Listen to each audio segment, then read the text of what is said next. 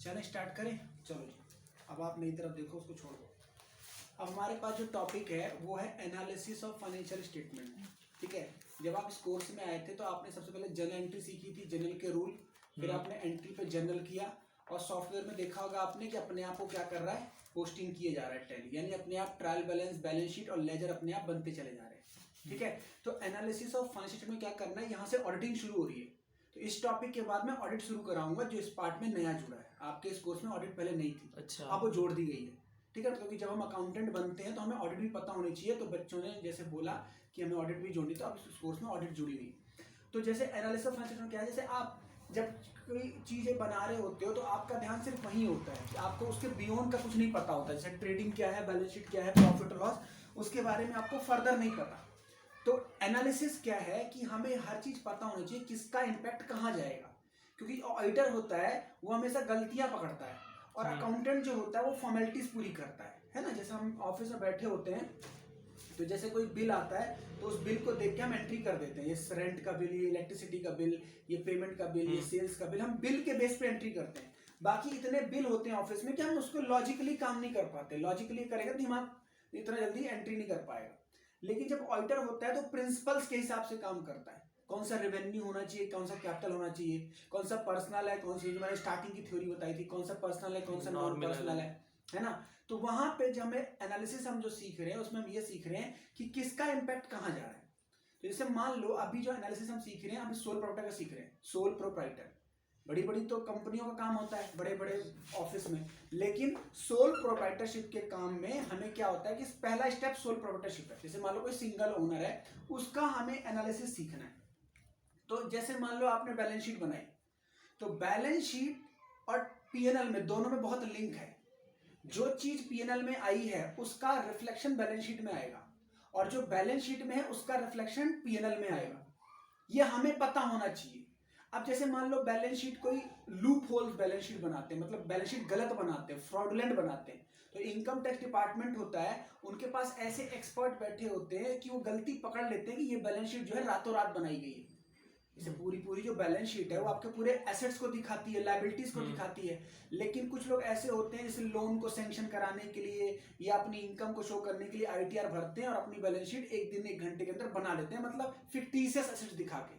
उनके पास वो एसेट्स और लायबिलिटी होती नहीं है। तो वो हमें सीखना है कि ताकि करके दिन ऑडिटर हमारे ऊपर ये क्लेम ना करे। ठीक है, तो जैसे मान लो आप नॉर्मली पीएनएल अकाउंट में कौन कौन से आइटम्स आते हैं, जब आप प्रॉफिट एंड लॉस अकाउंट बनाते हो तो उसमें रेंट आता है और सैलरी डालते हो, और इंडायरेक्ट एक्सपेंस में क्या डालते हो बताओ, स्टेशनरी डालते हो, टेलीफोन बिल डालते हो, और प्रमोशन एक्सपेंस डालते हो, और खर्चों की तो कोई लिस्ट ही नहीं है, खर्चे तो अनलिमिटेड हो सकते हैं। तो मेरे कहने का मतलब ये है, देखो दो प्रकार के अकाउंट्स है, मैंने समझाया होगा, एक प्रकार डाइड अकाउंट होता है, एक अलाइव होता है। डाइड अकाउंट का मतलब होता है वो जर्नल एंट्री से चलते हैं और पीएनएल में खत्म हो जाते हैं, वो नेक्स्ट ईयर कैरी फॉरवर्ड नहीं होते। पीएनएल वाला बैलेंस शीट बनी तो ऐसे खर्चे चले, जर्नल में आए, लेजर में आए, ट्रायल बैलेंस में आए और पीएनएल में खत्म हो गए। वो बस अब क्या बनेंगे, नेट प्रॉफिट बन गए, और नेट प्रॉफिट के बाद उनका अस्तित्व खत्म, नेट प्रॉफिट बैलेंस शीट में चला गया, यानी सैलरी, रेंट, वेजेस सब यहीं पे खत्म। अब नेक्स्ट ईयर सैलरी नई वाली होगी, नेक्स्ट ईयर रेंट अलग होगा। समझ रहे हो मेरी बात?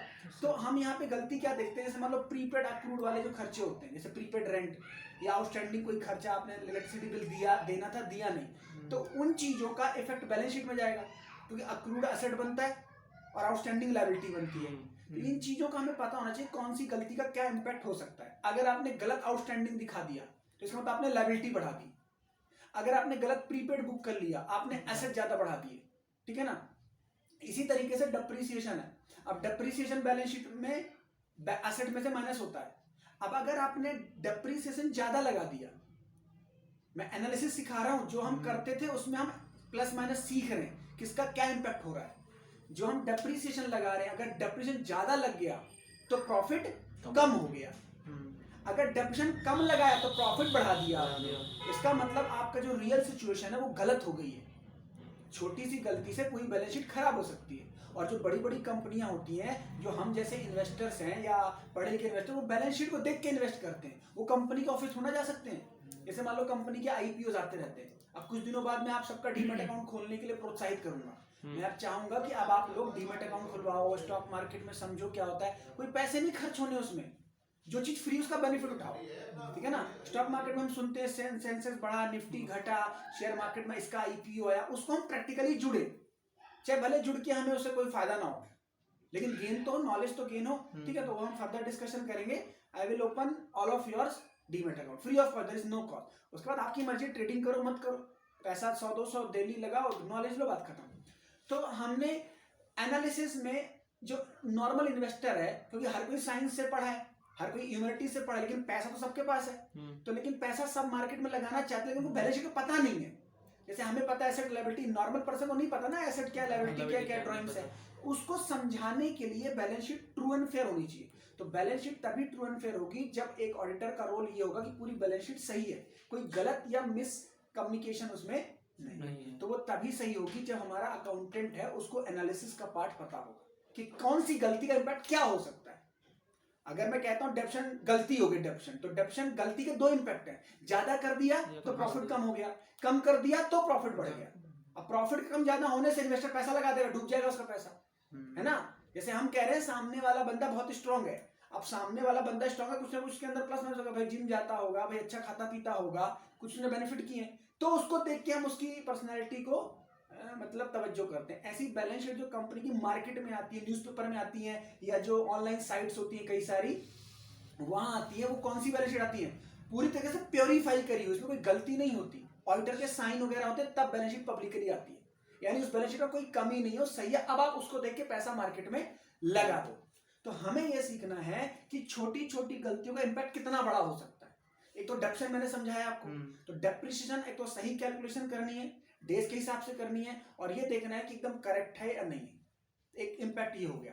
दूसरा सैलरी, सैलरी में क्या होता है, आप ज्यादातर कंपनियां फ्रॉड कैसे करती हैं, जैसे मान लो आपके पास 10 एम्प्लॉइज हैं, हम 20 एम्प्लॉय की सैलरी दिखा देते हैं, और ऐसा हो जाता है रियल वर्ल्ड में, क्योंकि हमें प्रॉफिट कम दिखाना होता है, हमें एक्चुअल प्रॉफिट ज्यादा है, बट बुक में प्रॉफिट कम करने के लिए खर्च ज्यादा दिखाना पड़ेंगे। समझो मेरी जेब में 100 रुपए, मेरी जेब थोड़ा जेब में हाथ डालोगे आप, मैं तो जो बोलूंगा वो मान लोगे, और जो ज्यादा बोलो लिख के दे दे, आजकल होता है लिख के दे दे, तो बैलेंस शीट भी लिख के तो दी जा रही है। तो बैलेंस शीट में लिख के कैसे कम करूंगा प्रॉफिट, जब खर्चे ज्यादा दिखा दूंगा, ठीक है। तो खर्चे ज्यादा दिखाने के बाद हम ये देख रहे हैं कि कौन से खर्चे से हमारी क्या चीज अफेक्ट हो गई। अब सैलरी मैंने आपको बताया, जब ऑडिटर ऑडिट करने जाता है तो वो क्या मांगता है, वो मांगता है ईएसआई पीएफ की लिस्ट दो। ईएसआई पीएफ क्या, वहां गलती नहीं कर सकते आप, क्यों, अगर 10 एम्प्लॉय 10 का ईएसआई कट रहा होगा, चाहे भले सैलरी 5 की जा रही हो, वहां गलती आप छुपा सकते हो, बट जब मैं when I will ask you the ESI PF detail of particular company, तो आप वहां पे ये नहीं बोल सकते कि 5 एम्प्लॉय होगी, जितना ईएसआई पीएफ सब पे एप्लीकेबल होगा।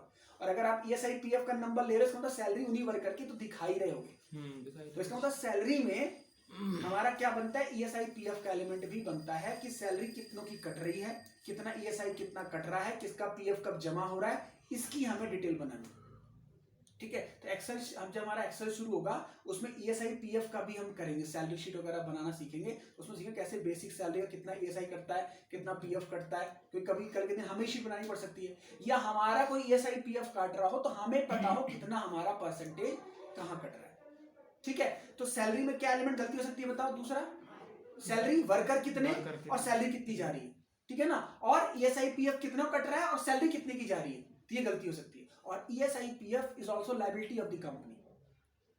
ESIPF is liability. Why? अगर इस मंथ का ESI तो नेक्स्ट मंथ जमा होता है, तो till then it become the liability. ESIPF TDS की तरह है, आपको TDS पढ़ाया गया है कि ड्यू डेट्स पे कट जाए और नेक्स्ट मंथ की इतने तक जमा हो जाए, उस डेट तक अगर जमा नहीं हुआ तो इट बिकम अ लायबिलिटी। और some time employer not able to deposit on time, वो डिपॉजिट करते 2-3 महीने बाद, तो till that it's a liability in the balance sheet. तो इतनी छोटी सी गलती का इंपैक्ट बैलेंस शीट में नहीं दिखाया तो बैलेंस शीट गलत है, समझ रहे हो। कोई चीज देनी थी दे दी एक्सपेंस, कोई चीज देनी थी नहीं दी, तो वहां उसका इंपैक्ट कहां चला गया, बैलेंस शीट में चला गया, और वो डाइड अकाउंट न बन के अलाइव में चला गया। तो डाइड अकाउंट अलाइव ना होने पाए और अलाइव वाला डाइड ना होने पाए, यहाँ पे हमें एनालिसिस सीखना होता है, ठीक है ना, क्योंकि नॉर्मल अकाउंटेंट को नहीं पता वो क्या कर रहा है, वो मैंने कहा था रूटीन काम कर रहा है, ठीक है। चलो जल्दी आओ, हाँ हाँ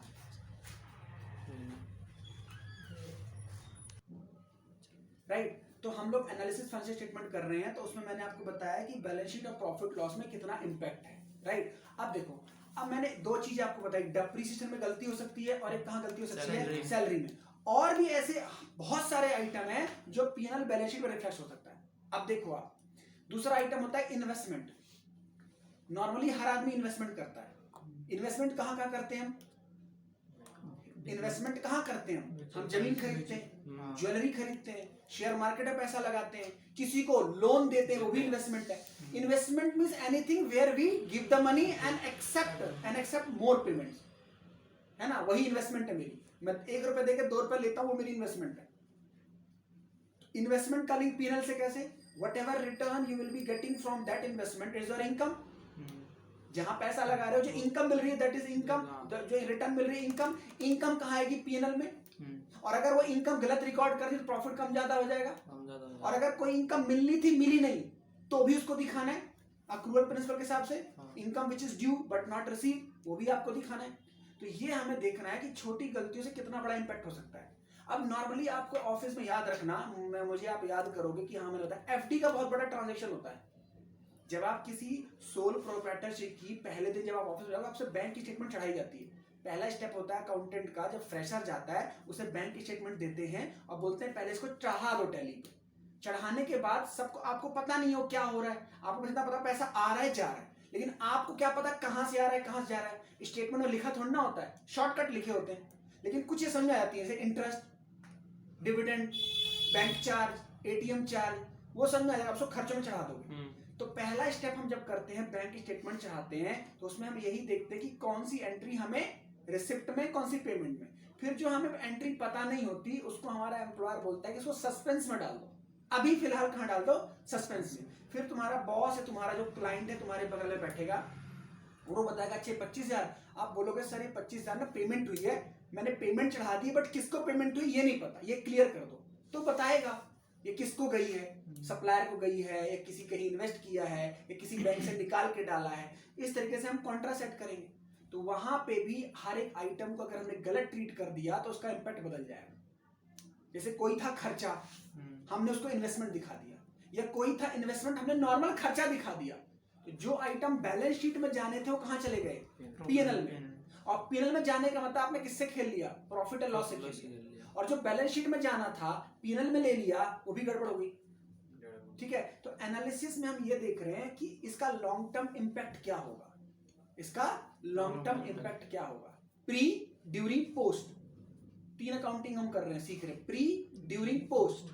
प्री हमने रूल सीखे बेसिक क्लास में, जो मैं पढ़ाता हूँ, गोल्डन रूल्स क्या है, बुक कीपिंग क्या है, ये प्री है, अकाउंट से पहले ही सीख लो। ड्यूरिंग क्या है? जो एंट्री सीख रहे हो, लेजर बना रहे हो। अब पोस्ट क्या है? एंट्री के बाद एनालिसिस का पार्ट होता है, जिससे कंपनी डिसीजन लेती है। जो बैलेंस शीट पैनल हम बनाते हैं वो सिर्फ एक थ्योरी नहीं है, एक बहुत बड़ा आप काम कर रहे हो, जिसके बेस पे क्या होगा, बड़ी बड़ी कंपनी डिसीजन लेंगी। जैसे एक कंपनी दूसरी को खरीदना चाह रही है तो कैसे सोचेगी वो, बताओ? बैलेंस शीट देखेगी ना उसकी, और बैलेंस शीट तो गलत हो तो डिसीजन गलत हो जाएगा। जैसे आज से बहुत साल पहले फेसबुक को लगा कि आने वाले समय में व्हाट्सएप लोग ज्यादा चलाएंगे, फेसबुक नहीं चलाएंगे। और आज अगर आप अपना फोन खोल के देखो, उसमें डेटा यूजेज देखो, उसमें बताता है डेटा यूज आपने मैक्सिमम कहां किया है। तो 90% डेटा कंज्यूम व्हाट्सएप कर रहा है, मतलब इंटरनेट टेक्नोलॉजी का पैसा किसको जा रहा है? मोस्टली व्हाट्सएप को जा रहा है। तो यानी फेसबुक से कितना बढ़िया था उस टाइम, व्हाट्सएप बहुत फेमस था उस टाइम, जितने पैसे दिए गए फेसबुक उसको दिए, उसने एक्सेप्ट किया, है ना। ऐसी बहुत सारी कंपनियां मर्ज हो जाती है, किस बेस पे? बैलेंस शीट पीएनएल के बेस पे। और बैलेंस शीट 5-6 साल की देखी जाती है, फिर फ्यूचर फोरकास्ट किया जाता है कि इसका कंपनी का फ्यूचर ये है। ठीक है, जैसे वीआई कंपनी बन गई, वोडा और आइडिया। अब वोडा के पास भी कस्टमर नहीं, आइडिया के पास भी कस्टमर नहीं, एयरटेल अच्छा कर रही थी, एयरसेल बंद हो चुकी, यूनिनॉर बंद हो, मतलब बहुत सारी कंपनी सर्वाइव से बंद हो गई। तो वोडाफोन आइडिया को ऐसा लगा या तो हम टाई अप कर लें, वरना हम भी एक दिन डूब जाएंगे, इतनी ज्यादा जियो कस्टमर ब्रांच बना रहा है। तो उन दोनों ने मर्ज किया। तो जब मर्ज किया होगा तो उनको लगा होगा मर्ज से कुछ फायदा है, उन्होंने बैलेंस शीट देखी होगी, अपनी बैलेंस, अपने कस्टमर, उनके ग्राहक, फिर दोनों मर्ज हुए। तो यानी जो हम अकाउंट्स कर रहे हैं एक सिंपल नहीं, एक बहुत बड़ा कॉम्प्लेक्स है। जैसे एक डॉक्टर ऑपरेशंस करने से पहले किस चीज पे ऑपरेशन करता है? रिपोर्ट्स के बेसिस पे। कोई भी डॉक्टर आपका इलाज नहीं कर सकता हॉस्पिटल जब तक वो रिपोर्ट ना दे। नॉर्मल डॉक्टर दवाई देता है, फिर बहुत परेशान जब तब इलाज कर लेगा, बोलता है कि यार चेकअप करा लो। लेकिन किसी भी हॉस्पिटल में जब आप जाओगे तो पहले ही टेस्ट लिखेगा, तब आपको मेडिसिन देगा। तो सोचो वो जो रिपोर्ट आ रही है, ब्लड इतना है, किडनी फंक्शन इतना है, एलएफटी इतना है, वो कितनी बड़ी चीज है, यानी वो लेबोरेटरी पे कितना डिपेंड है हम। अगर वो लैब में गलती हो जाए तो एक आदमी नॉर्मल को ऑपरेशन हो जाएगा, चाहे भले उसके अंदर कुछ ना हो। तो ये जो बैलेंस शीट बना है, एक रिपोर्ट है, वो रिपोर्ट जाके एक बहुत बड़ा डिसीजन देने वाली है ना। तो इसके बेस पे बहुत बड़ा डिसीजन होने वाला है, चाहे वो अकेली हो, चाहे वो कंपनी हो, चाहे एमएनसी कंपनी है ना। तो जो चीज हम कर रहे हैं, चाहे हम बहुत बड़ी कंपनी में काम करें, बस सॉफ्टवेयर का फर्क होगा, चीजें यही होंगी। चाहे आप टीसीएस में जॉब करो, चाहे विप्रो में काम करो, एसेंचर में काम करो, या किसी बिगेस्ट कंपनी में ले लो, पोस्ट वही रहेगी, सैलरी ज्यादा होगी, सॉफ्टवेयर अलग होगा, महंगा सॉफ्टवेयर होगा, बड़ा कॉम्प्लेक्स होगा, but things will be same, like journal ledger. जो बड़ी बड़ी कंपनीज हैं, जैसे गुड़गांव नोएडा में फेमस है, आप जेनपेक्ट सुनो, एसेंचर सुनो, इनमें एक हेड में जॉब मिलती है, एक हेड पे काम करता है बंदा। एक हेड मतलब उसमें जो जॉब निकलती है उसमें रिसीवल्स देखने हैं आपको, इसमें पेबल्स देखने हैं, इसमें आपको कैश देखना है, इसमें आपको बैंक देखना है, यानी पूरी बैलेंस शीट का एक आइटम आपको देंगे, यानी इतना उसका बिजनेस है ना। यानी इतने कस्टमर उसके पास कि यू जस्ट उसके क्या कंट्रोल करो, पेबल्स, इसको पेमेंटाइज को करें, इसको पेमेंटाइज को पेमेंट, बस इतना पूरी आप लाइफ करते रहोगे, या रिसीवल्स देखोगे, या सिर्फ बैंक मैनेज करोगे, उसके 10-15 बैंक से उसकी ट्रांजेक्शन चेक करोगे, वेरीफाई करोगे, बस बैंक स्टेटमेंट मैच करोगे, बैंक रिकंसिलिएशन बनाओगे, और किस पे कितना बैलेंस है उसको टैली करोगे, ये एक हमारा काम होता है। तो यानी देखने में लगता है बैलेंस शीट, झट बैलेंस शीट बोल दिया और बैलेंस शीट बनती है, बट बैलेंस शीट एक आइटम जो हम वेरीफाई करते हैं, जब बहुत बड़ी कंपनी की ऑडिट होती है तो एक बहुत बड़ा काम बन जाता है, ठीक है। तो वो हमें आना चाहिए एनालिसिस, जरूरी नहीं कि हर चीज बनेगा हम सीए ही करें, जरूरी नहीं कि हर चीज मास्टर ही करें हम, है ना। हम ऐसे भी सीख सकते हैं कि हमें पता हो कि जो सीए कर रहा है वो हमें भी पता है कर क्या रहा है, इसका इंपैक्ट क्या है, why he is asking such question, ठीक है। एक इन्वेस्टमेंट हमने सीखा कि इन्वेस्टमेंट में मैंने आपको बताया कि एफडी लोग कराते हैं। अब एफडी में क्या होता है, इंटरेस्ट मिलता है, एफडी में इंटरेस्ट मिलता है, तो इंटरेस्ट की बहुत सारी एंट्रीज करनी पड़ती है, इंटरेस्ट मिला, प्रीपेड मिला, अक्रूड मिला, कितने टाइम का आउटस्टैंडिंग है, तो उस इनकम को, एफडी को हम कहां दिखाते हैं, एसेट में, और उस इंटरेस्ट को भी कहां दिखाएंगे, इनकम में, अगर वो मिल गया, अगर नहीं मिला तो असेट साइड दिखाएंगे। यानी छोटी सी कैलकुलेशन पे ही हम पूरी बैलेंस शीट उसकी खराब कर सकते हैं, राइट। इसी तरीके से मैंने आपको बताया पेबल्स वगैरह। अब एक क्रेडिटर्स है, बैलेंस शीट में किसका इंपैक्ट देख रहे हैं हम, क्रेडिटर्स का। अब क्रेडिटर्स से हम क्या करते हैं, परचेज करते हैं। परचेज कहां जाता है, ट्रेडिंग या पीनल अकाउंट में, ठीक है ना, ट्रेडिंग में गया परचेज अकाउंट। अब अगर परचेज हमारा गलत हो गया तो हमारा जीपी गलत हो जाएगा, ग्रॉस प्रॉफिट गलत हो जाएगा। अगर परचेज कम कर दिया तो जीपी बढ़ जाएगा, अगर परचेज ज्यादा दिखा तो जीपी कम हो जाएगा। और अगर परचेज में भी देखना पड़ता है परचेज कैश है या क्रेडिट है। अगर कैश में परचेज है तो हमारा कैश बैलेंस कम होना चाहिए, तो हमारा एसेट साइड कम होना चाहिए। अगर बैंक में परचेज है तो बैंक बैलेंस में रिफ्लेक्ट होना चाहिए। दैट इज वाई एक चीज होती है बैंक रिकंसिलिएशन। तो वहां पे पेबल्स में जब हम सीखते हैं, जब हम पेबल्स का हेड संभालते हैं, तो वहां पे हमें क्या सिखाया जाता है, आप बैंक रिको करो बस। बैंक रिको क्यों, सामने वाली पार्टी कह रही है आपने चेक दिया, बाउंस हो गया, मैं कह रहा हूं मेरे अकाउंट से चेक गया और क्लियर भी हो गया, तो वहां पे प्रॉब्लम क्या आती है, रिकंसिलिएशन की। तो हम एक ही काम करते रहते हैं life time as an accountant, party से रिकंसाइल करते रहते हैं। मैंने आपको ये पेमेंट तारीफ करी, अपना अकाउंट चेक करो, मुझे स्टेटमेंट भेजो, इसी में कम्युनिकेशन होता है, यानी क्रेडिटर पे ही हम पूरा काम करते रहते हैं। A single person could not prepare balance sheet of a company. A single person could not prepare the balance sheet of a company. Balance sheet एक broad item, क्योंकि each and every item को आप trace नहीं कर सकते। each and every item में staff होता है, स्टाफ है ना, ऐसी 100 एम्प्लॉय काम नहीं करते, भीड़ निकलती जब हम किसी कंपनी से निकलते हैं, भीड़ एम्प्लॉय की होती है, मार्केटिंग टीम अलग, फाइनेंस की टीम अलग, सेल्स की अलग, है ना, और मतलब समझ लो हर चीज का डिपार्टमेंट है जो हम बिजनेस स्टडीज में पढ़ते हैं। बिजनेस स्टडी क्या कहती है, फंक्शन हिसाब से काम होता है, मार्केटिंग अलग, फाइनेंस अलग, एचआर अलग, हर चीज के डिपार्टमेंट्स होते हैं, और उन सब डिपार्टमेंट्स को जो जोड़ता है वो फाइनेंस है। Finance is the blood of the company. Finance जो है, हम जिस डिपार्टमेंट में काम कर रहे हैं वो कोर डिपार्टमेंट है, जहां पैसा गड़बड़ा गया तो सबकी सैलरी खत्म हो जाएगी। लेकिन जो मेन फंक्शनरी काम है वो है मार्केटिंग। जो मेन फंक्शनरी काम है, जिसके बिना कंपनी चल ही नहीं सकती, वो क्या है, मार्केटिंग। अब सोचो प्रोडक्ट बिकेगा तो क्या करोगे तुम, कंपनी है काम कर रही है, प्रोडक्ट बिक नहीं रहा, हटा देगी सबको, तो where is finance, where is R and D. Productivity के लिए मार्केटिंग जरूरी है, बट मार्केटिंग वालों को पैसा कितना देना है, कितना पैसा उन्होंने खर्च कर दिया, कहां से हमें कितना पैसा आ रहा है, वो कौन मैनेज करेगा, फाइनेंस डिपार्टमेंट, ठीक है ना। तो एनालिसिस में हम क्या सीख रहे हैं, यही चीज सीख रहे हैं कि हर इंपैक्ट जो हम एंट्री कर रहे हैं वो सिर्फ एंट्री नहीं है, उसका इंपैक्ट कहां जा सकता है, किस हद तक उस पर डिसीजन बदल सकता है, ठीक है। और आइटम कैसे हो सकते हैं पीएनएल में, अब मैंने एक चीज बताई आपको, दो प्रकार के, डाइड अकाउंट और अलाइड। डाइड का मतलब आप समझ गए, जो पूरे साल चलते रहे लेकिन पीनल में खत्म हो गए वो, अब वो नए सिरे से आएंगे। लेकिन अलाइड में क्या, machinery as an asset, machinery पिछले साल भी थी, इस साल भी रहेगी, डेप्शन माइनस करने के बाद, जब तक वो बिक ना जाए। और एसेट्स को हम बेचते नहीं है जब तक उसका प्रोडक्टिविटी जीरो ना हो जाए। That is called alive account. Investment, जब से इन्वेस्टमेंट कर रखा है तब से चल रही है, जब तक इन्वेस्टमेंट बेचेंगे तब तक बैलेंस शीट अलाइव रहेगी, कंटिन्यूअसली चलेगी every year. That is what is alive. Your capital is alive account, it was always in your business until unless you wind up your business. ठीक है ना। क्रेडिटर्स, रिसीवेबल्स, बैंक, कैश, है ना, ये सारे alive account. Alive account की गलतियों को पीएनएल से और पीएनएल की गलतियों को अलाइव अकाउंट्स में हम वेरीफाई करने को ही एनालिसिस ऑफ फाइनेंशियल स्टेटमेंट बोल रहे हैं। अब इसको ढंग से हम कैसे करेंगे, जब हम टैली में बैठेंगे, क्योंकि जो टैली आपने कर रखी है वो आपका पीएनएल भी खुलेगा, बैलेंस शीट खुलेगा। सपोज अभी आप सीख रहे हो, आपने कई एंट्री ऐसी कर रखी हो जिसका पीएनएल में तो ले रखा है, उसका रिफ्लेक्ट बैलेंस शीट में ही नहीं है। सपोज आपने सीखने के लिए कर दिया जीएसटी पेबल या जीएसटी, बट ऐसा हो ही नहीं सकता कि जीएसटी बैलेंस शीट में ना जाए। क्यों? जीएसटी तो हम तुरंत पे करते नहीं, नेक्स्ट ईयर पे करते हैं, तो वो हमेशा क्या बनेगी, हमारी लायबिलिटी। यानी GST payable will always in our balance sheet. Timely हम पे कर सकते हैं, पहले कोई पेमेंट नहीं करता जीएसटी। लेट हम कर सकते हैं, पहले पेमेंट नहीं करते। तो यानी जीएसटी के हेड पे हमें पता होना चाहिए कि इसकी लायबिलिटी बनेगी या इसका टीडीएस।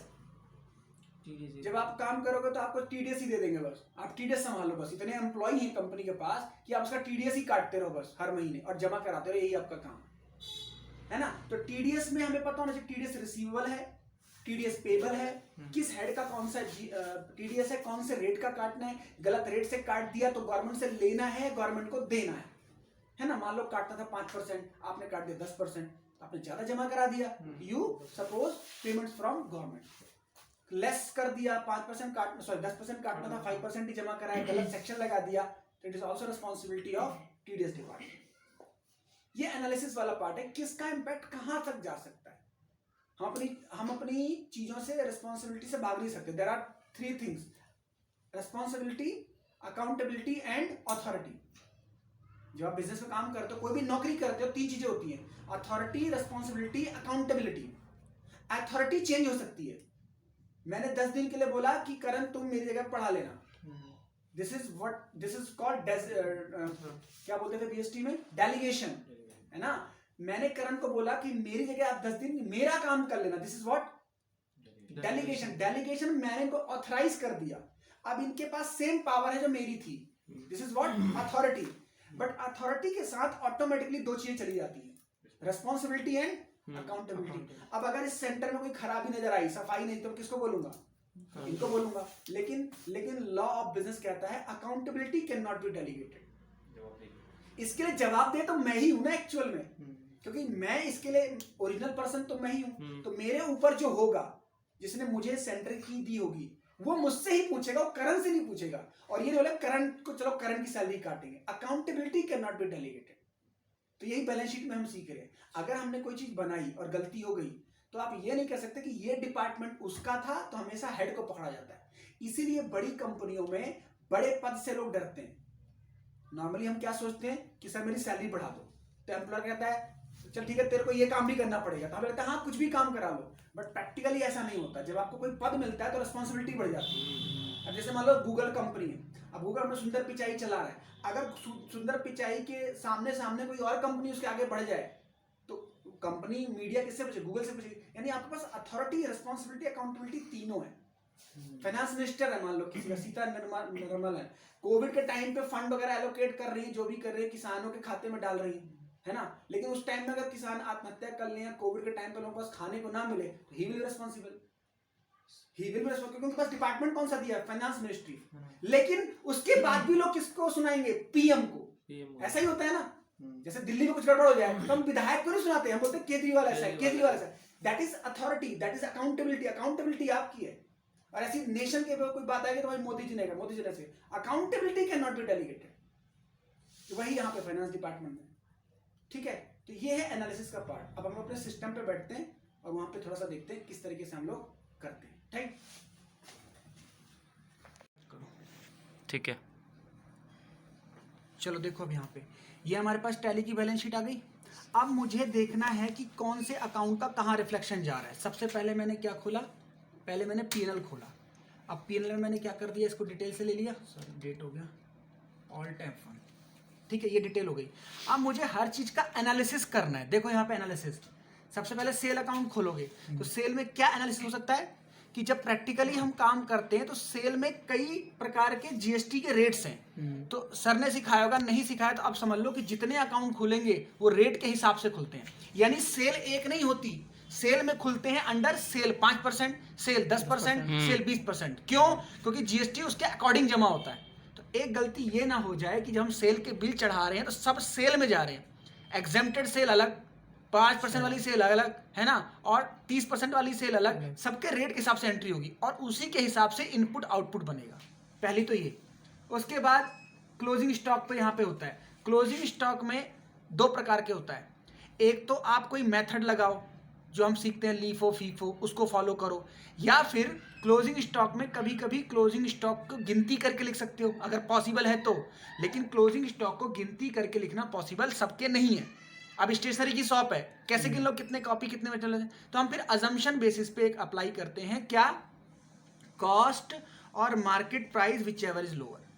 क्लोजिंग स्टॉक की वैल्यू के लिए रूल कहता है कि जितना आपका स्टॉक की खरीद का अमाउंट था और उसका मार्केट में जितना प्राइस है, जो दोनों में से कम होगा उसको आप दिखाओ क्लोजिंग स्टॉक। यानी क्लोजिंग स्टॉक पे प्रिंसिपल ये कहता है इसको कम दिखाओ, ज्यादा मत दिखाओ। ज्यादा दिखाओगे तो प्रॉफिट बढ़ा रहे हो, क्लोजिंग स्टॉक को ज्यादा है तो प्रॉफिट बढ़ा रहे हो, प्रॉफिट नहीं बढ़ाना। यानी अपनी बैलेंस शीट को कमजोर दिखा दो लेकिन गलत नहीं दिखाना कि ओवर हाई फ्लो कर दो। तो क्लोजिंग स्टॉक हमेशा क्या वैल्यू करना है, कॉस्ट और market price which ever is lower, जो भी कम होगा वो, चाहे मार्केट प्राइस कम हो या कॉस्ट कम हो। एक यहाँ पे हो गया। और क्लोजिंग स्टॉक हमेशा असेट में भी जाता है, बैलेंस शीट में भी, इसीलिए इस पे हमें गलती रोकना है, ठीक है। एक बात, अब आते हैं हम ये वाले जो आइटम है, यहाँ पे भी ओपनिंग स्टॉक हो गया। अब यहाँ पे सेम परचेजेस, परचेज में क्या ध्यान देना है कि परचेज हमसे सीए पूछेगा 5% वाला लेजर खोलो, 10% वाला लेजर खोलो, एग्जेम्प्ट परचेज खोलो, है ना। तो परचेज की हम क्या ना करें गलती की सिर्फ एक हेड बना दें। हम अपने मालिक से पहले ही दिन ही पूछ लें कि सर आपके पास जो परचेज के आइटम हो कितने रेट्स वाले खरीदते हो आप, 5% वाले, 2% वाले। और सर ने पढ़ाया कंपोजिशन स्कीम, तो उसमें तो कोई दिक्कत ही नहीं है। कंपोजिशन स्कीम में तो हम नॉर्मल परचेज खोलेंगे तो भी कोई प्रॉब्लम नहीं, क्योंकि हमें उसमें एक फिक्स रेट से जीएसटी जमा कराना पड़ता है, ठीक है। उसके बाद डायरेक्ट एक्सपेंस है। डायरेक्ट एक्सपेंस में सिंपल है कि जो फैक्ट्री के ऊपर खर्चे हों, जो वेजेस के ऊपर खर्चे हों और जो परचेज के ऊपर खर्चे हों, उसे हम कहाँ रिकॉर्ड करते हैं, डायरेक्ट। दोबारा बोल रहा हूं मैं, ऑफिस के खर्चे इनडायरेक्ट, फैक्ट्री के डायरेक्ट, लेबर के खर्चे डायरेक्ट और ऑफिसर के खर्चे इनडायरेक्ट, ठीक है ना। परचेज के ऊपर खर्चा डायरेक्ट और सेल के ऊपर खर्चा इनडायरेक्ट। बाकी कोई रटने की जरूरत नहीं कौन कहाँ आएगा। जो आपका मेन एक्टिविटी है वो खर्चे डायरेक्ट में और एंसिलरी एक्टिविटी कहाँ, पीएनएल में। तो यहाँ ये गलती ना हो जाए डायरेक्ट वाली, ठीक है। क्योंकि इससे गलती बस ये होगी जीपी और एनपी में फर्क पड़ जाएगा। अगर खर्चे यहाँ आने चाहिए यहाँ आ गए तो ये जीपी इफेक्ट कर जाएगा, जीपी, ठीक है ना। हाँ वो इधर चेंज होगा। अब नेट प्रॉफिट की बात करते हैं। यहाँ पे भी देखो सारी चीजें। अब यहाँ पे फीस आती है, सैलरी फीस, मैंने सैलरी का डिस्कशन बताया, अकाउंटेंट की फीस और यहाँ पे सीए की फीस भी होती है। तो नॉर्मली जो प्रोफेशनल लोग होते हैं उनकी फीस पहले आउटस्टैंडिंग चढ़ा दी जाती है, फिर उनकी पेमेंट चढ़ाई जाती है। क्या मैंने बताया, सीए की फीस जैसे है आप पहले उसकी सैलरी बुक कर लो, सैलरी तो लेता नहीं फीस लेता है, तो सैलरी फीस उनकी पहले हम बुक कर लेते हैं फिर पेमेंट करते हैं। तो इसका मतलब मोस्ट ऑफ द केसेस में ऑडिटर की फीस आउटस्टैंडिंग लायबिलिटी में भी जाएगी, ठीक है ना। किसी की फीस हम एडवांस में चढ़ा लेते हैं तो उसका हम लायबिलिटी भी बुक करेंगे। उस तरीके से डेप्रिसिएशन मैंने आपको समझाया, डेप्रिसिएशन रेट याद रखना है, डेज के हिसाब से कैलकुलेट करना है और मेथड की गलती नहीं करनी। एंटरटेनमेंट इंश्योरेंस प्रीमियम पे बात करते हैं। इंश्योरेंस प्रीमियम अगर पर्सनल है, एलआईसी है, तो पीएनएल में नहीं आएगी, वो एक गलती ना हो जाए। अगर वो पर्सनल है, अपनी एलआईसी करा रहा है, अपनी वाइफ की करा रहा है मालिक, तो यहाँ रिकॉर्ड नहीं करना, वो उसकी ड्राइंग्स है, वो उसी कैपिटल में से माइनस होगा। अगर यहाँ इंश्योरेंस प्रीमियम है इसका मतलब गाड़ी का होगा, समझ रहे हो, स्टॉक का होगा, गोडाउन का होगा, यानी बिजनेस का इंश्योरेंस है तो यहाँ प्रीमियम आनी चाहिए। और फिर से अगर प्रीमियम पे हो गई तो पीएनएल, पे नहीं हुई अभी पे करना है तो लायबिलिटी। उसके बाद printing expense, professional fees, rent expense. Rent का भी यही पंगा है। रेंट में दो चीज ध्यान रखनी है। रेंट के केस में नॉर्मली कॉमर्शियल में डिपॉजिट हो जाता है क्या, सिक्योरिटी। आजकल तो लोग नॉर्मल सिक्योरिटी लेने लग गए हैं, लेकिन जब भी आप कॉमर्शियल कोई जगह रेंट पे लोगे तो 5-6 महीने का रेंट डिपॉजिट हो जाता है और वो रिफंडेबल होता है, तो उसको हम असेट दिखाते हैं, ठीक है ना। तो वहाँ इस रेंट को मत ले लेना। जैसे मान लो कोई नया ऑफिस खुला, आपकी वहाँ जॉब लग गई, तो मालिक आपको बोलेगा 50,000 रेंट पे किया है, तो आप पूछोगे सर कितना इसमें सिक्योरिटी है और कितना रेंट है एक्चुअल, तो बोलेगा 6 महीने का सिक्योरिटी, 2 महीने का एक्चुअल रेंट। तो यहाँ 2 महीने का लेंगे हम। सिक्योरिटी कहाँ जाएगी? असेट साइड, क्योंकि वो हमें रिफंडेबल है। रिफंडेबल है। तो जो अमाउंट रिफंडेबल है असेट, जो नहीं मिलेगा वो एक्सपेंस बनेगा, ठीक है। सैलरी का समझ गया। टेलीफोन, यहाँ पे तो खर्चों की लिस्ट कोई फिक्स नहीं है, कितने भी खर्चे आ सकते हैं। हमें समझना ये है कि इसका इफेक्ट बैलेंस शीट पीएनएल में जाएगा या नहीं जाएगा। यहाँ से हो गया, ठीक है। अब हम एसेट्स पे आते हैं, बैलेंस शीट पे। ये एसेट, अब देखो जितने आपके ये एसेट्स हैं, ये वाले, इन सब पे डेप्शन लगना चाहिए। और अगर आपका ईयर एंड हो गया, डेप्शन नहीं लगाया, तो अभी बैलेंस शीट आपकी कंप्लीट नहीं हुई है। फिर अगर जो भी एसेट आपके पास है उन सब पे आपको पीएनएल में क्या लगाना पड़ेगा? डेप्रीसिएशन लगाना पड़ेगा। तो before charging depreciation our balance sheet is not finish, तब तक सीए आपकी बैलेंस शीट में साइन नहीं करेगा। ये हो गया एसेट्स की डिस्कशन। अब ये स्टॉक हो गया। डिपॉजिट असेट, ये क्या है? अच्छा ब्लैंक है। कोई भी चीज़ का डिपॉजिट हो सकता है, इसमें रेंट का बताया, किसी भी चीज़ का एडवांस दे दिया आपने, दैट इज योर डिपॉजिट। आजकल तो बिजली के बिल में भी कुछ होता है, डिपॉजिट होता है। जो आजकल वो आ गए हैं, जो मीटर नए लग रहे हैं, तो मीटर जो नए हो रहे हैं उसको डिपॉजिट लिया जा रहा है, वो रिफंडेबल है जब आप अपना घर चेंज करोगे। अच्छा, ठीक है ना। सन्ड्री डेटर्स में आप समझ गए, जो आपका माल, जो आपको, जिसको आप सप्लाई कर रहे हो, जो आपके कस्टमर है, वो डेटर्स हैं। डेटर्स में ये ध्यान रखना है कि कौन से हमारे गुड डेटर्स हैं, कौन से हमारे बैड डेटर्स हैं। तो बैड डेटर पे हम प्रोविजन बनाते हैं, प्रोविजन फॉर डाउटफुल डेट्स बनाते हैं कि इतने % पर से हमें डूब सकते हैं, वो ध्यान से रखें। Cash in hand, cash in hand में सबसे ज़्यादा लूप होल होता है। मतलब जो आपका अकाउंटेंट होगा, अगर वो डिसऑनेस्ट होगा तो सबसे ज़्यादा गड़बड़ी कहाँ होगी? कैश में होगी। तो हमें क्या करना है? हमें कैश में ये ध्यान रखना है कि कैश में हम ट्रांजैक्शन कम करवाएं, अगर हमें उस पर डाउट है। समझ रहे हो? तभी जो है बड़ी कंपनी में कैश लेन देन होता ही नहीं है। जैसे कॉलेज की फीस कभी कैश नहीं जमा होती, क्यों? प्रिंसिपल को क्या पता कितने बच्चे आ रहे, कितने जा रहे, किसका रिफंडेबल है। तो बड़े बिजनेस में हम कैश में ट्रांजैक्शन नहीं करते, क्योंकि मालिक को स्टेटमेंट भेजनी होती है और कैश में गलती हो सकती है। और वैसे भी इनकम टैक्स भी मना करता है 10,000 से ऊपर का लेन देन, और 50,000 के ऊपर तो पैन कार्ड दिखाना पड़ता है। बैंक में भी जाओगे तो आपको 50,000 रुपए से ज़्यादा डिपॉजिट विड्रॉ पे पैन कार्ड मांगते हैं, ठीक है। बैंक अकाउंट आप समझ गए। बैंक अकाउंट में हम क्या देखें? कितने बैंक हैं, उन सब का अलग अलग अकाउंट बनाएंगे। कोटक का है, आईसीआईसी का, एचडीएफसी का, तो अलग अलग अकाउंट बनाएंगे। और यहाँ पे जो टैली का क्लोजिंग बैलेंस है इन बैंकों का, जैसे आपके 2 बैंक है, मान लो आपने 2 बैंक चढ़ा रखे हैं, तो दोनों बैंकों का आपका जो ये वाला स्टेटमेंट है वो बैंक की स्टेटमेंट से टैली होना चाहिए। यहाँ पे हम बनाते हैं बैंक रिकंसिलिएशन। मतलब जो यहाँ क्लोजिंग टैली में है वो किससे मैच होना चाहिए? जो बैंक की पासबुक है, जो आप ऑनलाइन बैंकिंग लोगे, तो यहाँ गलत हो सकता है, वहाँ गलत नहीं होगा, उसके हिसाब से हमें चलना होता है, क्योंकि उनका सॉफ्टवेयर सही है। और यहाँ पे भी 2 केस हो सकते हैं, डेबिट और क्रेडिट। बैंक का बैलेंस आपकी बुक में क्या होगा? डेबिट होगा। बात समझ में आई? आपकी बुक में आपका बैंक बैलेंस असेट है, तो यहां होगा। अगर कोई बैंक का अकाउंट क्रेडिट है, इसका मतलब आपने विड्रॉ कर रखा है, वो आपका करंट अकाउंट होगा तभी तो, क्योंकि विड्रॉ की फैसिलिटी सिर्फ किसमें है? करंट अकाउंट में। सेविंग पे आपको एक्सेस विड्रॉ की परमिशन नहीं हो, प्रीपेड अकाउंट होता है एक तरीके से, ठीक है। तो यहाँ पे हमें ये देखना है कि अगर आपने कोई गलती कर दी, क्या जो आपका सेविंग अकाउंट है उस पे आपको ओवरड्राफ्ट की फैसिलिटी नहीं मिलती। तो यहाँ पे अगर आप ये गलती कर सकते हो कि बैंक चार्ज किस में चढ़ा दिया आपने? सेविंग वाले में। बैंक चार्ज ज़्यादा किस में लगता है? करंट अकाउंट में, क्योंकि आप उसमें लिमिट को तोड़ते रहते हो। जितना ज़्यादा आप ओवरड्राफ्ट करोगे उसमें आपको क्या लगेगा? बैंक चार्ज, ठीक है ना। सेविंग में सिर्फ क्या लगता है? आपका एटीएम चार्ज लगता है, और कोई बैंक चार्ज नहीं लगता, ठीक है। क्लियर? तो ये गलतियाँ ध्यान रखनी है। बैक आओ, अब लायबिलिटीज़ पे आओ। टीडीएस में मैंने समझाया आपको, टीडीएस रिसीवेबल, टीडीएस पेबल, ठीक है। तो टीडीएस में ध्यान रखना है कि मुझे टीडीएस में मिलना है। अगर मेरा टीडीएस कटा है, यानी जिस कंपनी का काम कर रहा हूँ उसे पेमेंट किसी को देनी थी, उसने नहीं, उनके पार्टी ने टीडीएस काट लिया, तो हमारा रिसीवेबल बनेगा। अगर हमने किसी को टीडीएस काटा तो हमें सरकार को जमा कराना है, तो हमारे लिए पेबल है, ठीक है। ये टीडीएस की एंट्री। क्रेडिटर्स में भी यही हो सकता है, गुड क्रेडिटर्स और बैड क्रेडिटर्स। जिसको हमें पैसे देने गुड है, जिसको हमें नहीं देने बच गए bad creditors. Duties and taxes sir ने बताया होगा, जितने टैक्सेस हैं सबका एक हेड खुलता है, कौन सा? ड्यूटीज एंड टैक्सेस बताया था सर ने। देखो जितने टैक्सेस हैं जीएसटी के, चाहे सीजीओ, एसजीओ, आईजीएसटी हो, इनकम टैक्स हो, सबका हम किस में खोलते हैं? Ledger under duties and taxes में। ठीक है। कभी कभी ऐसा हो जाता है कि वो हम अलग से हेड बनाते हैं, सन्ड्री मतलब करंट लायबिलिटी में खोल देते हैं, वो थोड़ा सा गलती होती है, लेकिन इम्पैक्ट दोनों में सेम पड़ेगा। लेकिन क्योंकि टैली ने अलग से दे रखा है ड्यूटीज एंड टैक्सेस, ठीक है। उसके बाद ये हो गया आपका बैंक ओवरड्राफ्ट, इसमें नील है, ये आपकी कैपिटल हो गई, ठीक है। तो एनालिसिस का मतलब हम ये देख रहे हैं इन एक एक आइटम पे हमारा सीए हमसे क्या मांगेगा? दस्तावेज मांगेगा कि ड्यूटीज एंड टैक्स में कौन जमा हुआ, कब जमा नहीं करा है, इसका ड्यू क्यों है, आउटस्टैंडिंग क्यों है, 4 महीने से पेंडिंग क्यों है, हमसे ये चीज पूछी जाएगी। तो हमें पता होना चाहिए ये ऐसा सवाल क्यों पूछा जा रहा है, क्योंकि मैंने बताया एक एक आइटम पे आपका डिसीजन बदल सकता है जो आपसे जुड़े हुए। जब हम कंपनी पे ये साइन करवाते हैं तो इसका मतलब बहुत बड़ा हम रिस्पॉन्सिबिलिटी ले रहे हैं कि बैलेंस शीट सही बनी है मेरे एंगल से, है ना।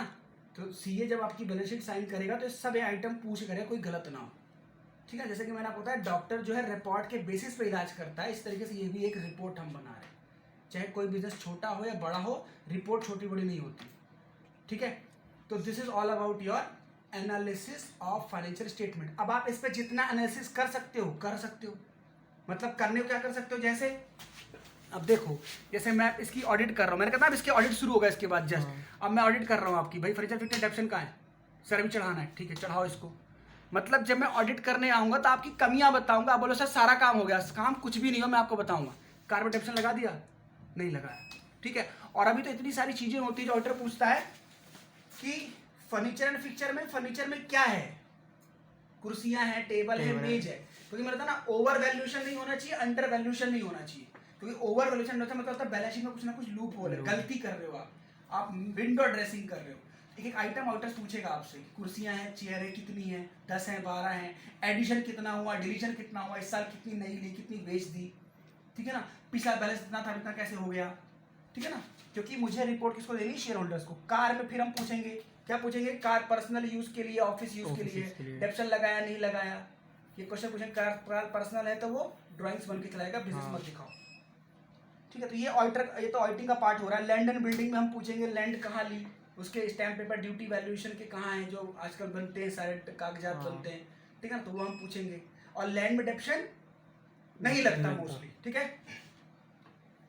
इस प्रकार से ये हमारा पूरा, इसमें जितना एनालिसिस किया जाए वो कम है, क्यों, एक एक आइटम पे हम इम्पैक्ट पढ़ सकते हैं कि इसका कहाँ हो सकता है। ये पूरा एनालिसिस ऑफ फाइनेंशियल स्टेटमेंट है, क्लियर। चलो बस।